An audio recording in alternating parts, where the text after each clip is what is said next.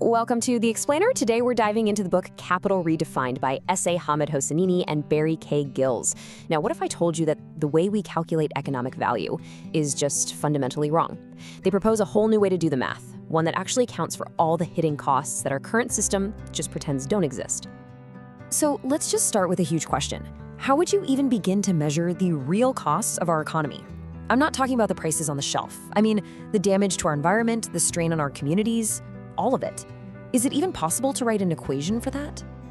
Well, the authors think so, and they call their solution metaphorical arithmetic. Now, it's not about crunching exact numbers down to the decimal point. It's about revealing the hidden logic and the real relationships inside our economy.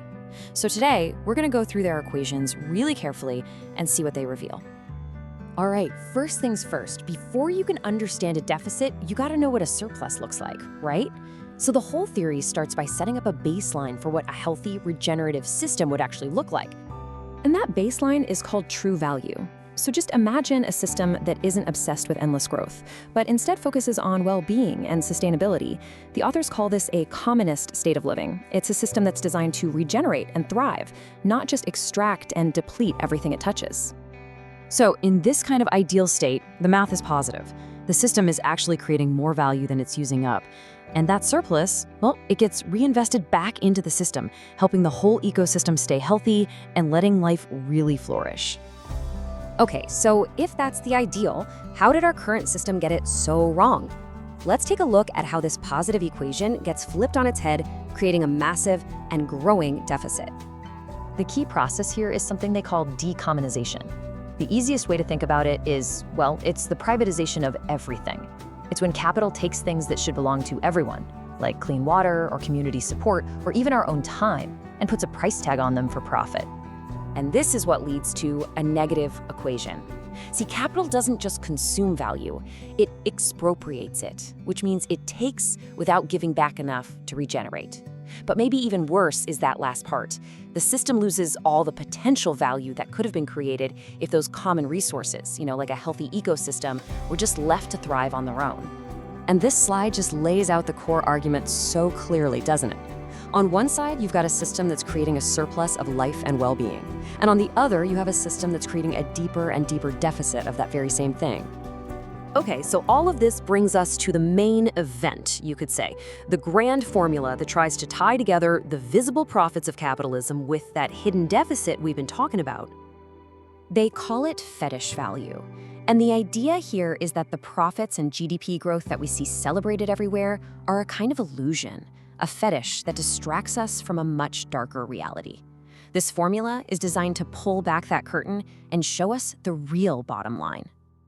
Now, the full formula might look a little complicated, but you can build it in 3 pretty simple steps. First, you start with all the profit and value capitalism produces. Then, you subtract what little is spent trying to patch things up. And then, and this is the key, you add that huge hidden deficit we just discussed. So here's the absolute heart of it. You take the profits that capitalism shouts about from the rooftops, and then you add a massive, hidden, and negative number to it.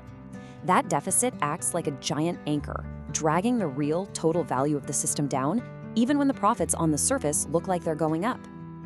And this quote from the book just nails the paradox perfectly. The more profit the system seems to create, the bigger the hidden loss of true value actually becomes. It's like the system is literally eating its own foundations to create those short-term gains. So that begs a pretty big question, right? If the system is actually creating this massive deficit, how does it still manage to generate any profit at all? Where is that apparent surplus coming from? Well, the authors build on Karl Marx's famous theory here.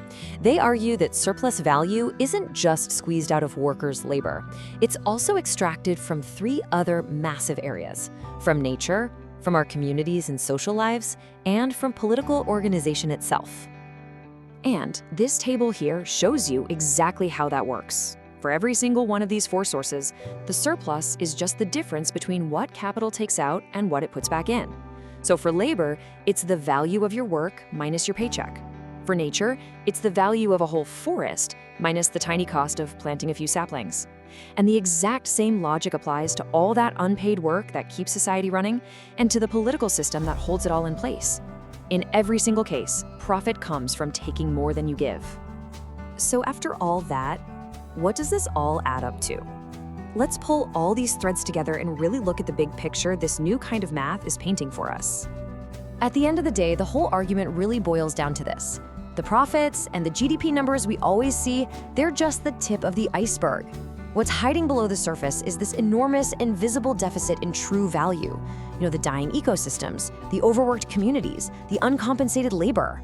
This metaphorical math is trying to show us that the growth we see is only possible because of a much, much larger loss that we don't. And this theory is really doing more than just criticizing the way things are. By giving us a totally different way to calculate value, it forces us to ask a really fundamental question. If this is the true math of our economy, then what kind of world does that math demand we build instead?